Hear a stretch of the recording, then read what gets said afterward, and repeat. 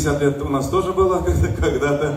Ну, мы делали немножко по-другому. У нас формат был немножко по-человечески. Ну, субботу, да, старались субботу выбирать.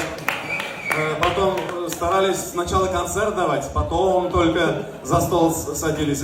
У Анвара все по-другому. Не так, как у людей, не так, как у обычных людей. Вот он такой авантюрист. Вот я сегодня понял, вот как авантюрист. Он проезжает между какими-то гастролями, поехал там по пути в Уфу и решил нас собрать быстренько. Четверг, 1 февраля, в час. Это как практически утренний. Обычно детей готовят к утреннику в это время. Спасибо, Анвар, от всех. Вот видишь, все счастливы, все довольны. Если он сразу предупредил, не будет, говорит, ни одного головы, говорит. Ну, конечно, не будет. Какой голова будет в это время? В четверг в обед придет к тебе на юбилей. Кем бы ты ни был. А вот мы пришли, брат. Мы пришли.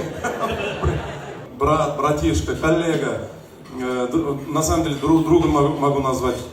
Сразу не мог там. В 17 году, когда Рустем говорит, когда он стоил 50 тысяч, я его еще не называл другом.